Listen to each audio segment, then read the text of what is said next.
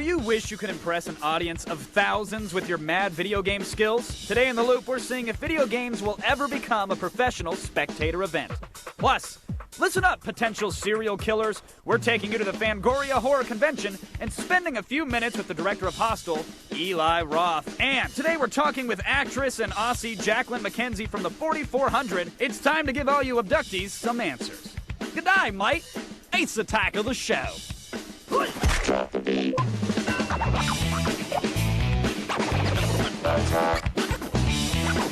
going on here? Pick up on this. Attack. Attack of the show. Attack.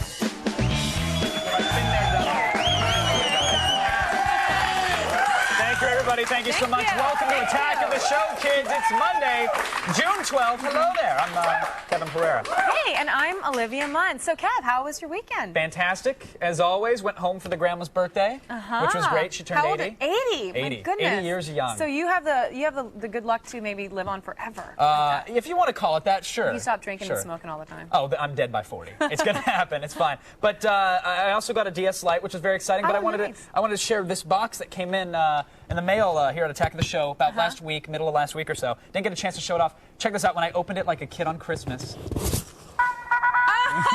Isn't that awesome? There's trumpets! No. It lights up, it plays the trumpet fanfare, and of course, you got yourself a DS Lite. Wow, so wait. I was actually trying to rig this thing like behind my belt buckle so that when I whip it off, the women hear the trumpets and they're like, yeah, it's go time. Your poor girlfriend. Yeah, You're a poor girlfriend. I need to wait, really so put her back in Kev, the you're closet. set. Nintendo sent you one. I mean, hey, Nintendo, where's mine? I'm on the show too. Well, What's up with that? before you get upset with Nintendo, they sent the company one, not me. Oh, I so still this had is to go. mine. Yes, this I'm is the yours. company. Great. I had to go around all yesterday, like every other schlep, from store to store to actually many try to stores? find a DS Lite. I went to 3. I called 40 of them. Wow. And EB Games going to be the whole, you didn't pre-order. And I'm like, shut up before I punch you in the braces. But I finally got one at Circuit City, and they had a coupon where actually if you buy the DS Lite, it's good for Circuit City and Best Buy until the 18th. So if you haven't got one for some reason, go out and get one. Are you sponsored by Circuit City? No. I actually went and shopped there. I gave them my hard-earned money. Hard-earned. And you get a free copy of Brain Age, which is nice. So I was in bed last night yelling primary colors at my Nintendo DS and lamenting the fact that I couldn't figure out. Do you know all the primary colors? No. And that was part of the problem. We'll go over that later. And then 7 times 6. 42. Okay. 8 times 6. Right. See, if I give you one that we didn't rehearse, you get all flustered. Wait, it's 48. Wait, I was even wrong, you guys. But 8 times were you 6 wrong is, the first time? Wait, because I was going with 7 times 8, which was what we rehearsed. And 8 times 6 is 48. This is my problem. Right? It's bad enough that I'm alone in my frozen cold bed, but I was going through this at 11:30 last night with my DS going, I can't remember how to multiply. It's ridiculous. But these are going to sell like crazy for Father's Day and for everything else. Calculators really screwed us up. They really didn't did. they? The TI. You know, this actually reminds me of when I got our first Game Boy in the family. I grew up with a family of 5 kids, so we got one Game Boy. One Game Boy for a family of 5? One singular Game Boy, yeah. Did you fight? Yeah, well, what we did was we learned that when we were like, when you die, I get the next turn. So then we would, you hear that wah when you die. Oh, you listen for the sound of Mario missing the jump. So yeah. we would just turn down the volume, so we'd be playing like 5 games in a row until we all kind of caught on. Nice. That was a fight. It's like a fight to the death for that. What was the game? Was it Tetris? Tetris, Mario, the King Kong, all the old school ones. All the good ones. All right. Well, you can have this one. Play it with the volume blaringly loud. I'll take it back after the show. No. You're not taking it back. All right. It's a verbal contract is binding in the state of California. Thank you. All right.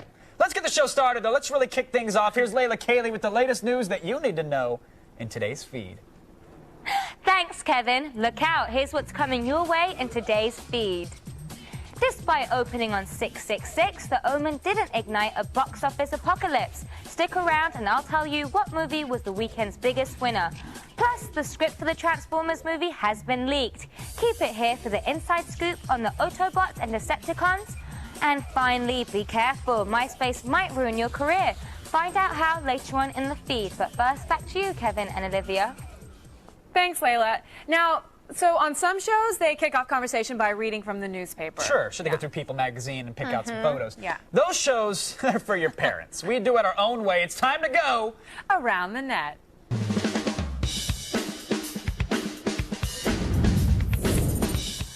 And to start, what could be better than strip clubs on Google Maps? Yeah. Yep, that's right, Kevin. Find the nearest strip club in a flash. Actually, I'm not sure if Google Maps is flash-based, but You'll still be sure to find all of your favorite strip clubs in the nation conveniently organized and listed into one really cool Google Map application.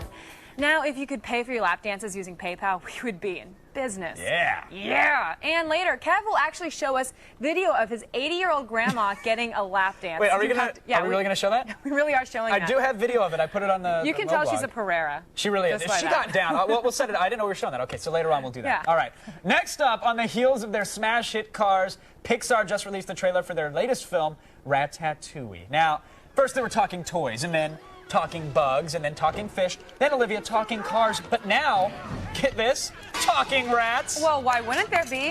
What will Talking Pixar rats. think of next? They are amazing over there. They're geniuses. The best part is ultra hilarious comedian Patton Oswalt's going to be doing one of the voices, so that's Nice. cool. Start lining up now, or knock somebody up so that you have a chance to take your kid there, so you don't feel like an idiot going to a Pixar movie when you're 23 years old. You just always jump right to like getting some girl pregnant. That's your thing, isn't it? That's what you do. The old Hey. pump and dump, like the stock market. Okay, let's move on. And now, here's a crazy guy and his website, the Monkey Chow Diaries. Oh, I love this Yeah, site. Kevin, wait, listen. Internet blogger Adam Scott decided to eat monkey food instead of people food for an entire week. You know, just to see what would happen. Yeah, exactly. Not only did he lose weight, but his poop became inconsistent as a result. He's just full of crap now.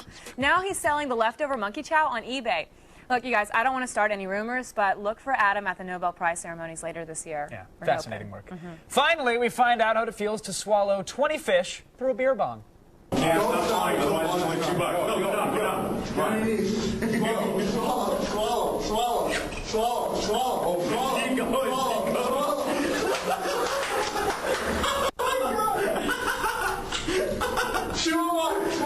Swallow.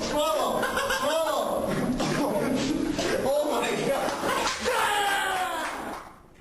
Ah! Something about like 4 frat guys in a shower chanting swallow. With the guy not even, he's not wearing a shirt. Yeah, you know, like, can we see that again? Plus, the technique is good. It's very little chem. You can almost see the fish going down the throat Yeah. as he's taking them in here. That's disgusting. I mean, it's just very sexually provocative. and Yeah, you there's don't something know what's going on there. I mean, and- maybe they couldn't find a saltine cracker to really get down. But anyway, that's good stuff. That That's is what good the internet stuff. really was made for, kids. All right. Well, you know, after that, I just can't stand it anymore. The internet, it's closed. Oh. Yep. On our website, we have the links to everything you just saw. So get on there and waste just as much time as we did. Yeah. Now, look, we know that a lot of you play video games. We obviously play. We chat about it all the time. But video gaming as a spectator sport has actually taken its next major step. In fact, the USA Network has announced that it's going to broadcast an all-out Major League Gaming tournament. That's a pretty big deal. There's also a major push by the Global Gaming League to have video games in the Beijing Olympics. Yeah. Wow. And the World Cyber Games have been having international competitions for years. That's right. But is watching people play video games on TV at all entertaining? That's the question. That is the question. What brings us to today's loophole question. Wow. Every day we What were do the it. It's odds? amazing. Would you watch video gaming as a professional sport? You vote by text message. If a spelling contest can have a big audience and be on TV, can video games? Text your vote to G4TXT. That's 44898 to vote and register for AOTS Live News Alerts. Having Major League Gaming act like a professional sport is pretty interesting, but will it ever have the same kind of following that, say, baseball or football have? I mean, I think we know the answer to that question. I don't know what even. Oh, we do? Well, yeah. I mean, I'll let you in on a little secret about me, Olivia. Oh, no. Is this going to gross me out? Because I'd just rather not go there. Just No, like moving on. no. Well, maybe not. Maybe not. Like I hate to like pat myself on the back here, but I happen to have a pretty impressive collection of Major League Gaming cards at home. Oh, really? Yeah. In fact, I can remember the first time that I opened a pack of MLG cards. Oh, the smell of the cardboard mixed with that thumb drive coated in powdered sugar that came in each pack. Oh, memories. Which is why, if you'll indulge me, I'd like to share a couple of my most prized cards with you. It'd mean a lot to me. Go for it. Oh, thank you. First off, I own a mint condition Callices Rodriguez rookie card. I mean, I don't want to brag, but Callices is really something, you know. He still owns the single season record for most consecutive headshots in a 2-player deathmatch. That's riveting. That's what Kevin. he shows off his Callices to the kids. That's riveting. But, you know, I don't want to steal your thunder here, but I happen to have one of only 200 R.J. McCready cards ever printed. Yeah. You have a McCready? You've had one all this time and you didn't tell me you have a McCready? Look, Kev, you know some things about me. You don't know some things about me. Can we see it? Yeah, there she is. Oh, wow. Yep, these were all printed Wow. before his doping scandal broke, and he was banned, obviously. Was that the mixing the Skittles with the Doritos incident? No. It was the flagrant abuse of the soda stimulant clause. You know, players can have either Jolt Cola or Mountain Dew in their system, but not both at the same time. That's right. So. That's right. McCready, actually, it's a fun fact. He used to combine Jolt, Mountain Dew, even Pop Rocks into a smoothie, put it in the old Hamilton Beach and get it going. It's crazy what those Poor guy. guys will do. He had so much potential, Olivia. It's sad. It's sad. Well, I'm impressed, I got to say, that you have McCready. I don't even know one, but I did save my best card for last, the one that's worth so much. You know what I'm talking about, a Nathan Greasy Mortimer card from the 03-04 season. Yeah. Hey, why is that one worth more than his record-breaking 98 season? Oh, that's because of the incident. I mean, Oh, yeah. only one of the most gruesome injuries in professional sports. I mean, that's arguable, though, Kevin. You're crazy. There's nothing worse. Kevin. There's nothing worse than excessive forearm tendonitis or gamer's arm. It was all over SportsCenter. We even have stills of it. No, okay, no. let's just check out these. There's Mortimer. All right, Okay. displaying his skills as a gamer. He's getting down. Now here's the exact moment his injury started. Look at the thumb. Oh. Wow. It looks like a run-of-the-mill strained thumb. Quickly progressed. I haven't seen these pictures in quite a while. Gamer's wow. arm. Gamer's arm. And look at him. He's confused. He doesn't even know what's happened. It's tough to watch. It may be time for you to get your own Major League Gaming card. And show off your skills at Madison Square Garden. We're talking gaming as a spectator sport when we come back. It's up. Attack of the show. Attack. Attack of the show. Attack. Sports used to be the main source of spectator entertainment, but now, what about video games? Will gaming ever be a spectator sport like its entertainment predecessors? We're about to get into it, folks. You know it, you love it. It's The Loop.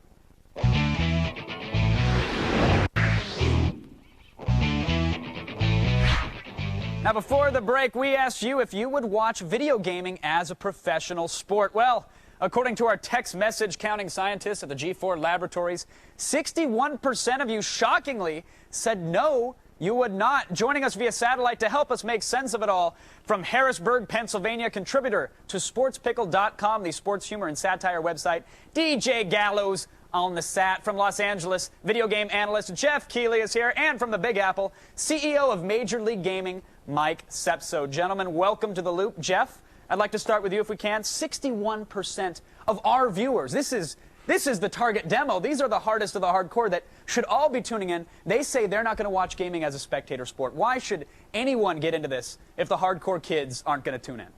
Well, I think the appeal to most of these, leagues is the idea that, this could one day become a great spectator sport. I think the problem right now is that it's fun to play these games. Like anyone who plays Halo 2 with your friends, when you're actually in the game, when you're the player, it's a lot of fun. The question is, will people actually want to spectate and watch other people play it? Because, to me, sometimes when you watch these games, it's sort of like nuclear fission or something. There's so much going on. Sure. No one really knows, quite, understands what's going on. But anybody can play a game. Not everybody can hit the court or hit a hole in one. I don't know, but watching a bunch of people with play energy swords, going at each other. I mean, if you have, good sort of, shoutcasters explaining what's going on, I guess it's interesting. But, I mean, would your mom, Kevin, is she going to watch a bunch of people with energy swords? My mom didn't watch Arena, and I begged her to. What can I do? DJ, people want to watch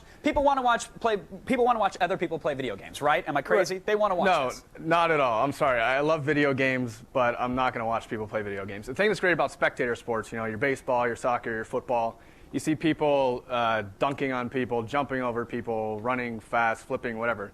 What's the equivalent in video games? Is it, look how fast he's tapping that B button or the joystick controls? It's just not the same. That could be a valid point, but how do you explain, Texas Hold'em or curling in the Olympics?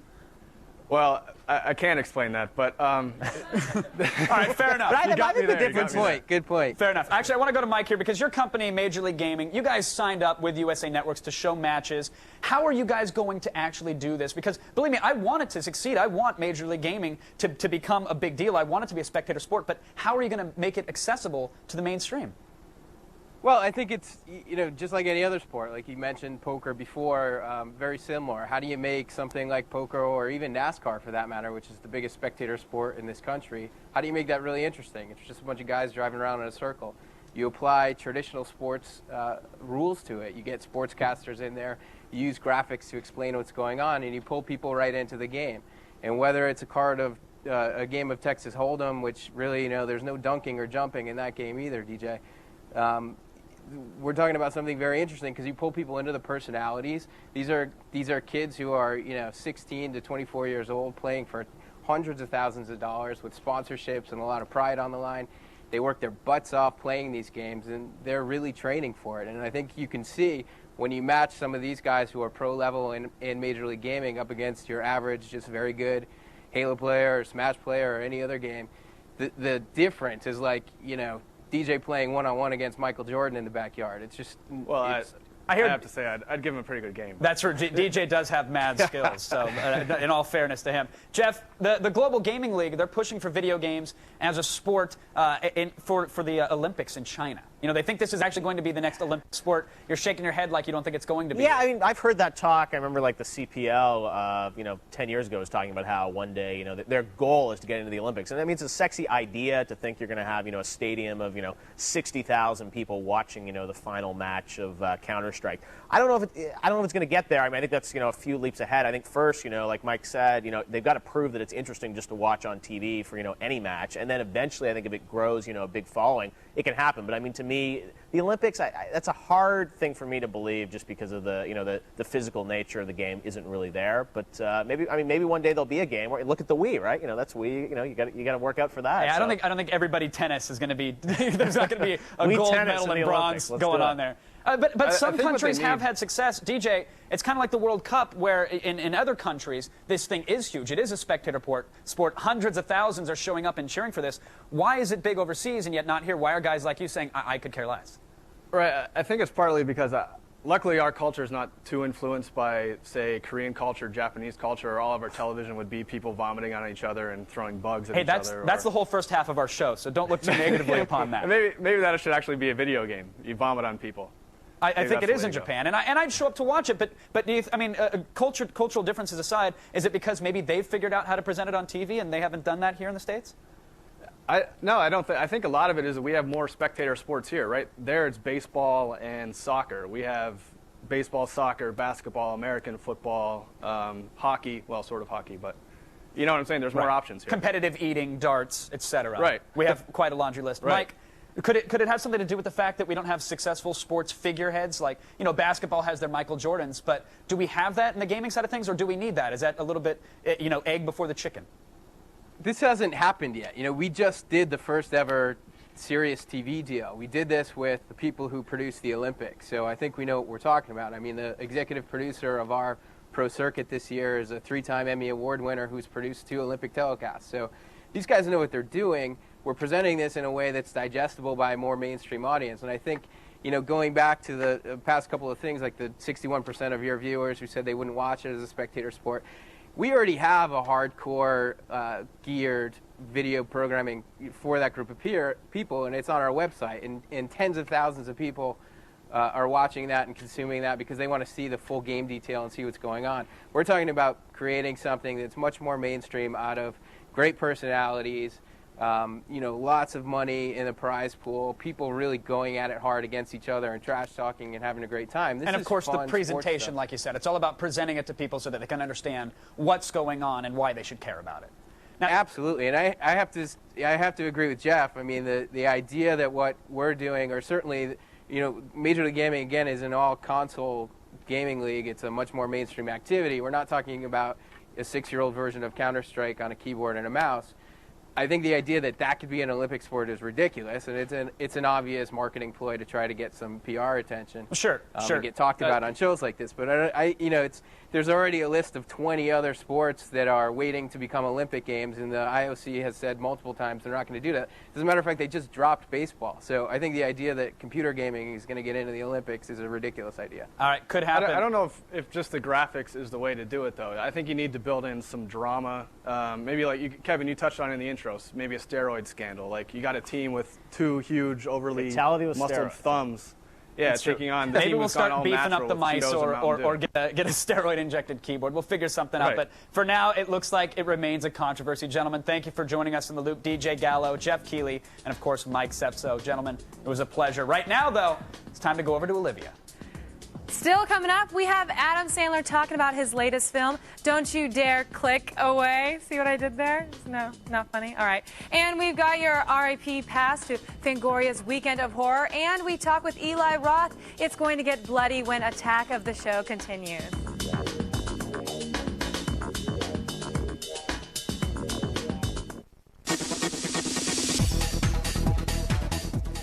Hey, welcome back. Say welcome back. Welcome back. Now, with a name like Attack of the Show, you know we are all on top of all things horror. Yes, we are. From stabbings to zombie brains to eating internal organs, we're giving you what you want.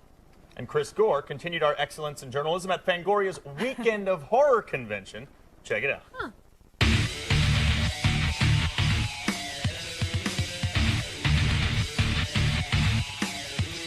We're here at the Fangoria Weekend of Horrors, where all the horror heavies come to trade blood recipes. I'm Chris Gore, and I'll show you some more gore. Fangoria Weekend has been around for over 20 years and is the premier place where indie filmmakers, horror icons, and gore hounds can come together like a backwoods deranged cannibal family. It's sort of the Woodstock of horror. It's the way we kind of put together the convention. Bring tons of people together. Talk shop, talk horror, talk gaping wounds, you know, whatever. When I was a kid, I loved the Fangoria convention. I mean, we'd like just dream about it all year because it's the only time you could find rare DVDs and posters and meet other horror collectors. But when I was younger, it was like a huge deal. This was the only way to meet, you know, your fellow horror fans. Sure, Fangoria Weekend gives gore geeks the chance to wheel and deal all their freaky gear, stock their creepy collections, and meet their heroes. But the real reason we're all here is to check out the movies in all their guts and gory. I'm here to promote the movie I wrote and directed called Abominable, which is Rear Window as a creature feature, and it's got a psychotic Bigfoot running around in the woods killing people. I'll be back in a jiff. I'm promoting a film that we did called 2001 Maniacs. We had a ball doing it. Okay. The storyline is the Southerners from the Civil War who have never been avenged by what had happened to them have a kind of Brigadoon-esque kind of town called Pleasant Valley, which appears once a year, and they lure unsuspecting northern college students to their guts and glory barbecue, and then we eat them. Now, there's been a huge resurgence in the genre, and Anchor Bay has been right there supporting a lot of independent horror. Why do you think there's so much more interest in horror now? I think it's just because people have just kind of rediscovered the fact that they like to be scared. It's like a roller coaster ride. They like the thrill of it, and it's kind of the hip thing. There's a whole new audience out there. Now it's kind of horror's turn to come out of the closet. It's not just a couple of horror geeks. Everybody loves horror. I mean, the Hostel DVD was outselling Narnia at Walmart. I think audience love being shocked, and I think it's just gonna keep getting worse and worse. Because horror is so hot right now, so it's a good place to be, and I'm kind of just riding this bloody wave. Well, that's it from Fangoria Weekend. Come on down next year. We'll get bloody together. My favorite horror movie of all time, Fried Green Tomatoes. I love that movie. It made me cry. Brilliant. Check out Fangoria.com for more convention dates, or if you need creative tips for human torture. Still coming up in the show, Jacqueline McKenzie from the 4400 stops by. Not only is she a great actress, but she has an Australian accent, which pretty much makes her an even better actress. Plus, we have breaking news on Halo and the DS Lite and all the latest up-to-the-minute gaming stories you want to hear. You'd be like Andy Dick saying to turn away now, so we'll be right back. Don't move. And it's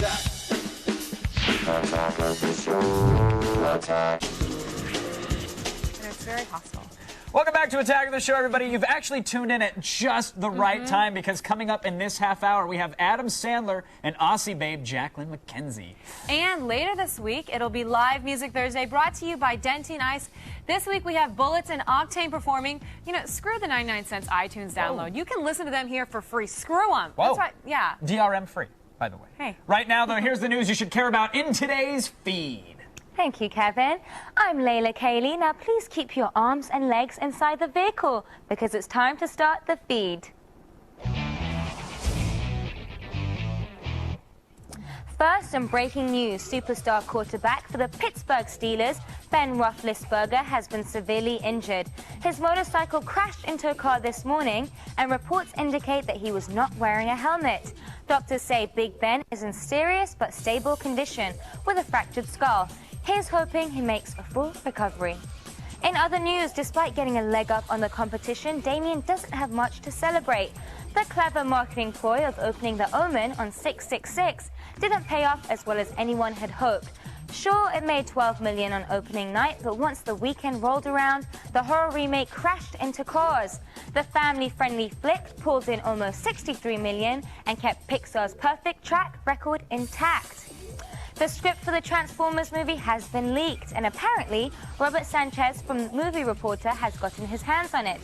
Sanchez says there are more than a few surprises in store. Megatron doesn't just transform into a gun, now he becomes an alien spaceship as well. There's even a scene where an Xbox 360, an iPod, and a plasma screen TV all transform into robots. No word on whether they are Autobots or Decepticons, but we'll keep you posted. The console wars are heating up, and Sony is doing its fair share of name-calling. Executives lashed out at the Nintendo Wii, calling it a system for little children. Bill Harrison at Sony took things a step further, claiming that the PS3 would be a PC killer. Here's what he said.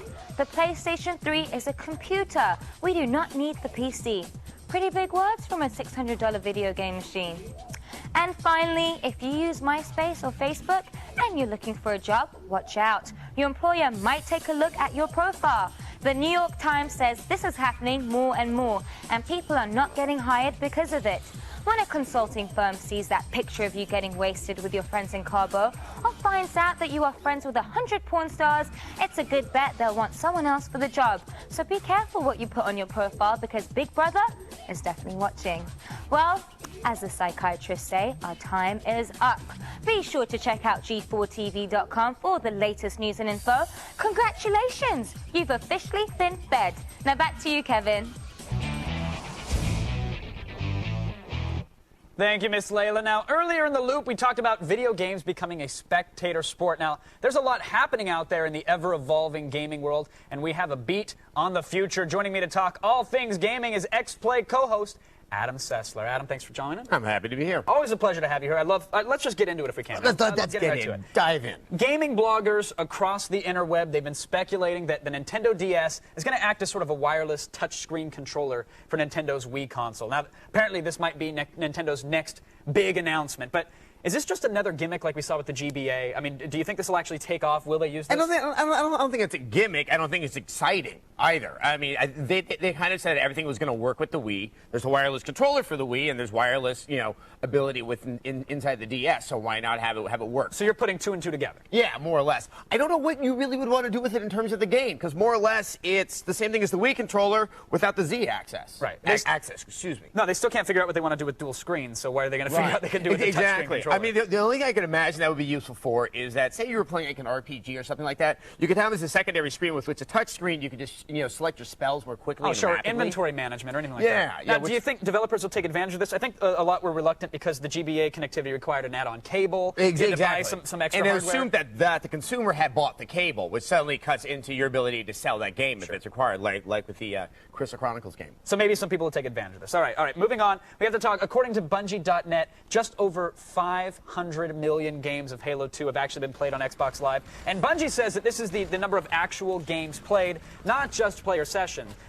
By now, PC gamers have probably played through like 3 or 4 billion Counter-Strike matches. So does this milestone have any real meaning, or is this just some chest beating from the PR? This is America. We love big round numbers. How many people die somewhere? Or, like, oh, look, the stock market hit 10,000. Sure. Actually, I think the one thing that's impressive is I still remember the time when we said that first-person shooters on a console was just a pipe dream. Sure. Wait, so online clearly, multiplayer on a exactly. console. So this shows that, yes, online and first-person shooters on consoles are for real and are slowly becoming more dominant than even on the PC. And does it matter that 2 guys are responsible for over half of these matches? They just play back and forth to get their gamer score up? Yeah, that's one thing I would wonder about is, because you've seen what people do with EverQuest and World of Warcraft. There are people doing that with Halo. And so, remember, it's matches, not people. Right. All right. Finally, Eurogamer.net recently interviewed Valve Software's founder and managing director, Gabe Newell. We love Gabe. About the possibilities of a Half-Life film being made. And at one point, During the interview, Gabe pointed out that the film will never be made unless the script is half as exciting as the game.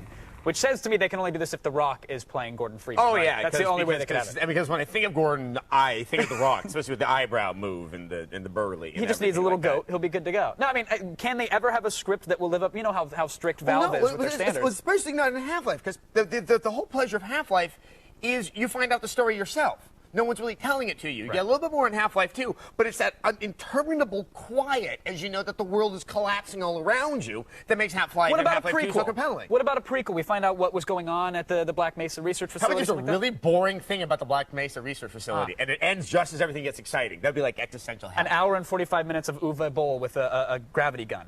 I'd watch. Hey, they did it in Doom so well. I want to be nauseous again with this one. Adam, always a pleasure to chat gaming with you, sir. Always good. Folks, you can always look forward to listening to our Gems of Insight. Every Monday, we're going to continue covering all the hottest gaming stories that the world has to offer. Still coming up, we're talking with the Big Daddy, Billy Madison himself, Mr. Adam Sandler, about his new movie, Click, and Earth Abductees. You got to listen up. The 4400's Jacqueline McKenzie stops by.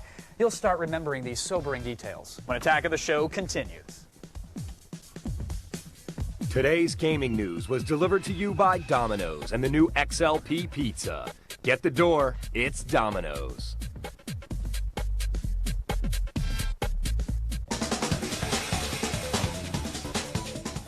Well, Shays is American, it's Crocodile Dundee, Wallabies, and Vegemite sandwiches. Please welcome the star of the breakout hit, the 4400, Jacqueline McKenzie. Jacqueline, how are you? Was that the worst Australian accent you've ever heard? Pretty bad. Damn. Well, there goes my role in, what was that one soap opera that Natalie Imbruglia was on? Neighbours! Yeah. I'm never going to be on Neighbours I now. tried to teach Joel Gretsch, my co-star on 4400, how to do an Australian accent, and he's getting better. But the phrase that you have to learn is, I'd murder a beer. I'd murder a beer. Yeah, I'd murder a beer. Murder a beer? Pretty good. Do you know what I'd get a root is? Oh, I know some dirty things in Australia we don't want to talk about. Speaking of Australia, you're huge there. What's it like coming out to America and making a name for yourself? It's cool, I guess. It's cool. It's all work, really, to me, whether I'm there or here, because you don't get a sense of the audience, really. At the end of the day, there's just the camera, the script, the characters, the director, and yourself, and so it doesn't matter, really, what the audience is. In America, there's the paparazzi, There the is stalking that. fans, the craziness. There is that. I haven't got that yet. Not yet, though. But no, what's not interesting- likely, I don't think. I don't know. We shoot in Vancouver, which is pretty cool. Interesting. So you're an Australian doing an American accent on a TV show that shoots in Vancouver. That's right. How tough is it to do the American accent? And can you give us a little smattering? It can be a little tough, especially if I'm tired, and especially if my mum calls me at lunch in the middle of a big day, because I'll just answer the phone. I'll say, hello. She'll say, g'day, darling, how are you? And I'll be straight back there. Yeah, all right, Mum, how are you? What's going on? Tell me what Jenny's up to, and, you know. And you know how hard it is for me? My mom calls me at lunch. She's like, hello, honey, how's the show going? That's I get right. out here, next thing you know, I'm talking like this. Exactly. Forget Same about deal. it. Same deal. Same thing. I have accent tapes that I pretty well listen to a lot of the time before doing any voice work. But I think this year I've kind of let it go a little bit more, and if I can... It starts to squeak out like Rachel Griffiths in 6 Feet Under a little bit. Did it? I didn't see that. No, actually, she's pretty, she was pretty phenomenal consistent. at an accent. Yeah, They she's pretty good. generally... It's something, it's just one of the tools of the trade. I went through acting school and that's what we learned. We learned how to do other people's accents. Because no matter how cute they might think you are in an audition scenario, They go, sorry. you know, you go in and they go, oh, you're from Australia, you're so cute, you've got the cutest little accent. You can't play Hermosa Say Beach. something. Exactly. And they go, well, she was cute, but she's got that accent. What is it with Australian actors right now? They're killing it in Hollywood. It's almost like you have to be Australian or a Scientologist to be successful in Hollywood these days. You know, it's like you got, you know, Nicole Kidman, Russell Crowe, Jackie Chan, like all these Australian actors who just come out here. Jackie Chan is not Australian. Who gave me Heath these notes? Ledger. Heath Ledger, there you go. Okay, Rachel Griffiths. There's a lot of us. There's Kate a lot of us. Blanchett, What Judy is it- Davis, what- Mel yeah, Gibson. amazing amount of talent. You know, I don't look. They're fantastic actors, each of them.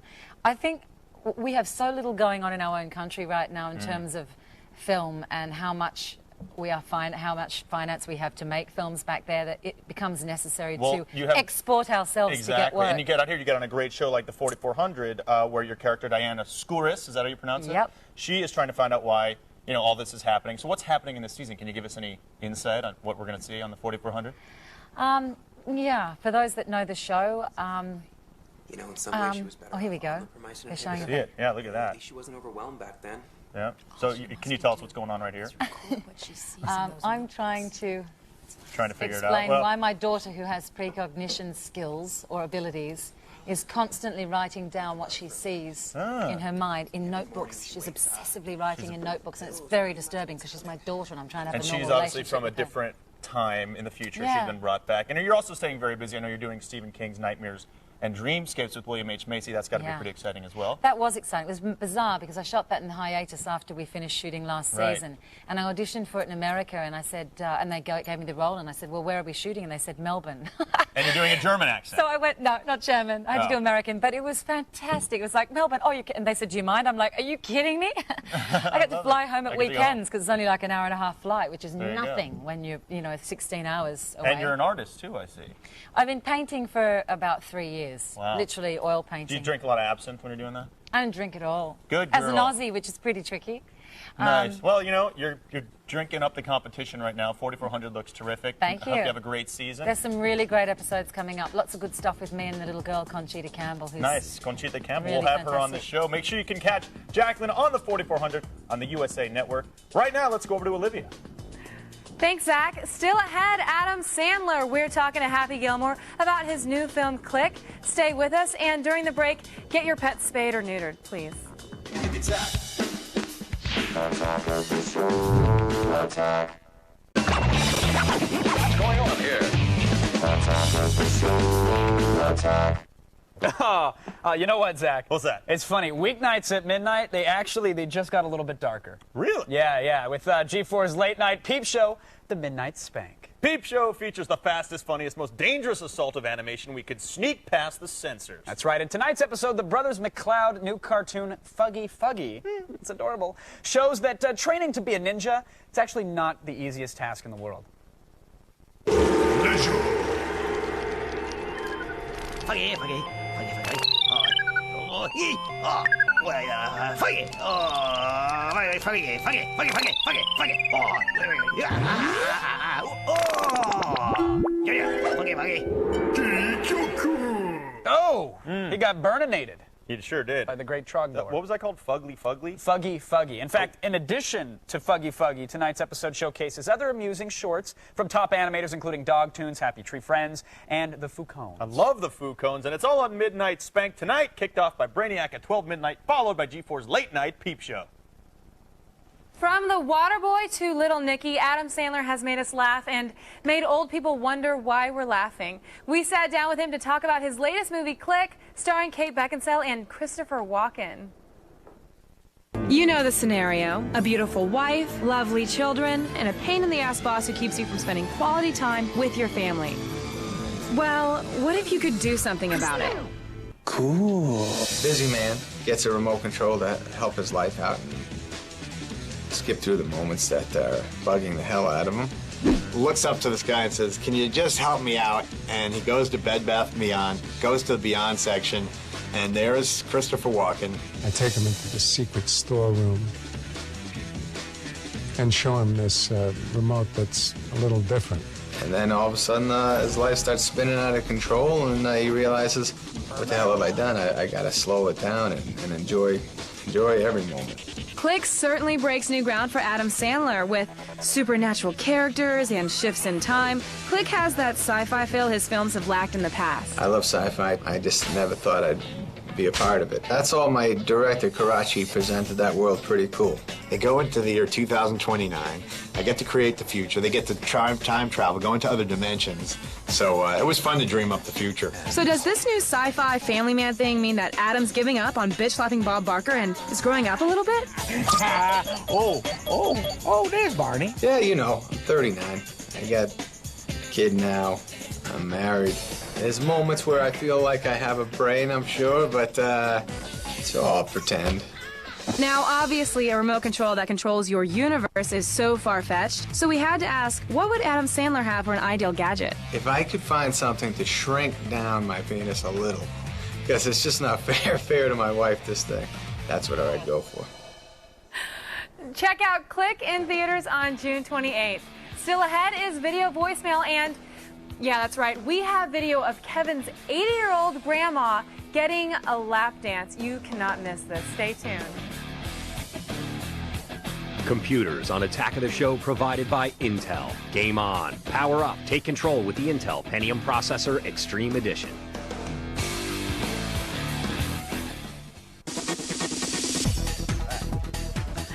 Let's check our video voicemail. Let's do it. Yay! First up is Ralph. I like the name Ralph. He's from Tallahassee, Florida, who apparently only cares about money. That kind of guy. Hey, Olivia. Will pro gamers ever make as much as pro athletes? Well, he obviously cares about money. That apartment was money itself. He was rocking the Target, too, which is nice. The Massimo. You know what? I think that the reason why I think pro athletes make so much money is the endorsements and how many fans they bring in. And, you know, do you remember, like, you know, Kevin, you were doing websites when you were like 12 years old and you were making money. Yeah. So I definitely think it's possible. Yeah, I hoard myself out like a circus clown, though. I mean, it's got to get to a point. You look at someone like Fatality, who makes well into 6 figures, has endorsements for PC parts. It's only a matter of time before he gets the clothing line and the record contract, and then he's hosting a show on Definitely. You've got some hope, Ralph. Next is Paul from Chicago, Illinois, who is a man of action. He doesn't like to watch, though. Oh. What's going on, guys? Just have a quick question. Video games are cool and everything, but who would actually watch, like, a video game pro tournament league thing? Kind of like, would anyone actually watch that? Oh, he was like out of breath there for a second. Paul, are you beginning to see the shadow people, man? What's up with that guy? Yeah. It's hard for him to shout over the voices in his head, essentially. Yeah, is really. What's going on there. Paul, Did he even ask a question? I know, was really Who would want to watch video games? Have we talked about that yet this show? I don't know. I think we've mentioned it once or twice. There was a show on this very network that presented video games better than anyone ever has or ever will, and as such, I think it proves the point that, yes, people will watch. People will watch it. They'll I'd watch it. All right, well, that's all the time we have for voicemail. Yeah, stay with G4 all night, because up next, we got back-to-back episodes of Star Trek: The Next Generation, and then at 10, back-to-back man shows, followed by interactive Star Trek, and we end the night right with Brainiac and G4's Late Night Peep Show. Yes, but coming up tomorrow, Jack Black is talking to us. He actually talked to you as well. Talk to me, yeah. More specifically about Nacho Libre. Plus, in the loop, we're entering the blogosphere and trying to decide if bloggers should count as real journalists. And we'll have, of course, our DVD picks for the week in DV Tuesday. But now, I guess we're going to leave you with my grandma. What we promised. Getting some hot action on her 80th birthday. I mean, this is... Oh, my goodness. Yeah, so... Which one's your grandma? Kevin Pereira, you did it. You did that to your grandmother? Yeah, we all pitched in and got her. Wait a minute, that's Chris from that one place that I... That is, actually, his name was Chris. I've never seen him before. I don't know my... So my brother's a cop, and we brought him in, and he was dressed in the uniform with the nightstick and the gun. Wait, your brother did it? Wow. No. We brought him in, introduced him as my brother's friend, Chris, from the police department. Then he read her rights. But my grandma was totally into it. I loved it. We were worried. She got up and put her hands behind her back and everything. It was great. Yeah. Zach called your grandmother a what? A gilf. Grandmother, I'd like to... Oops. Goodbye, all right, everybody. That's our show. Good night, everybody. We'll see you soon. Can I get her number, actually? Yeah, totally. It's